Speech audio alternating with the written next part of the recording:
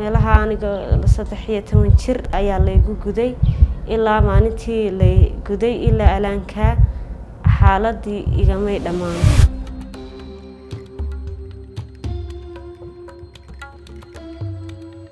gudniinku wuxuu yahay jarjaris la jarjarayo saxaaxii inanta yar iyadoo aan loo aanaynin wax dawo ah oo sabab caafimaad aan loo jarjarin ama dhinaca la jaro ama hal wada jaro ama meel kale dhibaatada hal la gaarsiiyo marka la gudo abla dhibaato badan baa ku yimaysay qaar xayska ku istaagayay qaar inta la garan waayo oo uu istaago ayaa hablaha looga shaki jiray marka muxunku soo buuraado in uur leedahay way noo keenaan inanta waanu ka shakinay muxunkeeda uu buuran yahay dabeetana marka lu baarlo inanta uur ma laha haddana waxay yidhaahdaan buraa ka soo baxday haddana way la yaacaan combyuutar bay geeyaan combyuutarku wuxuu u sheegaa inuu waxaan dhiig fadhiyo yahay dabeedna ilmahaas way xanuunsataa markay xaaladeedu serious gaadho ayay dhakhtarka la geeyaa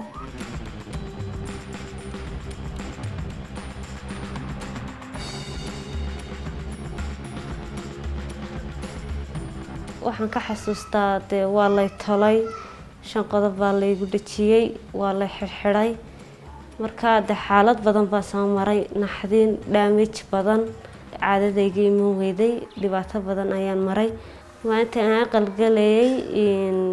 markii lay qalay ayaa lay furay markii dambena lay guursaday waraaqda cadeynta ayuu dhakhtarka uu sameeyay markii lay qalay ilaa intii ka dambeysana sidii baa layla tacaalaa aan lay qalay oo halkan baa la xiriira waan imaadaa hooyadu xitaa markay dhalayso waxa ku dhaca maqas fara badan oo la googooyo oo meeshii oo dhan masalkii oo dhan la wada jaray oo la toltolay dhulkii oo wada tay ah oo xidhan hooyada madaxaasi ma soo mari karo markasta waa in maqas afweyn aad loogu jaro nabar weyn haddana dhinaca bawdada laga gaarsiiyo marka hooyadu ay maternity umlaan ugu timaado gabadha aan waxba loo sameeyay iyadoo habiya xiskeedu dhan yahay maskaxdeedu aan dooqsanayn ayaad wareysanaysaa tan waxay kugu bilaabaysaa ma qasbaadiisida miyaad jaraysaa maxaa waxyaabaha ilmihii wuxuu sameysanayaa madax dheer oo kaabida waxa laga yaabaa ilmihii yaraa inuu dhiigii yaraa ee circulation ku jiro dhamay inuu madaxa galo waxay ka aaminsan yihiin in inta hadii aan la gudin meel walba way iska gelaysaa kani wuxuu u yahay waa ilbaab xidhan hooyadan haddii inanta soo raagto aroorta xagad ku maqleed way maagaysaa waxay ku kalifaysaa inay halkii ay wixii ku samaysay eegto hooyo kasta horta waxaan u soo jeedinayaa inaanay ubadkeeda dhibaatada imika gudniinka ee socota aanay ku sameynin waayo gudniinka waa dhibaato aad u badan waana xanuun aad u weyn ma doonayo inay mar dambe aan caruurteedana aan gaarsiiyo marka waxaan kula talinayaa in ubadka yar laga daayo oo dhibaatada laga daayo sas bay ku keenaysaa damage badan ilaa inta weynaanayaan ilaa inta guursanayso ilaa inta caruura ka dhalayso waa wax daba soconaya wax ka haraya oo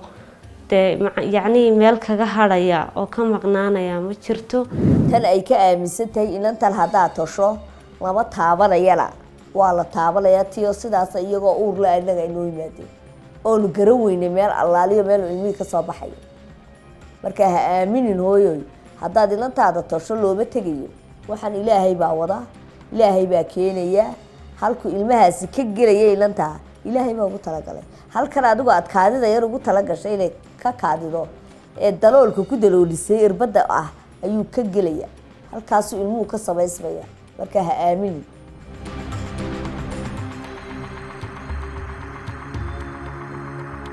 barnaamijkan waxaa soo diyaariyay BBC Media Action oo kaashanaysa GIZ waxaana maalgeliyay wasaaradda iskaashiga dhaqaalaha iyo horumarinta ee dawladda Jarmalka.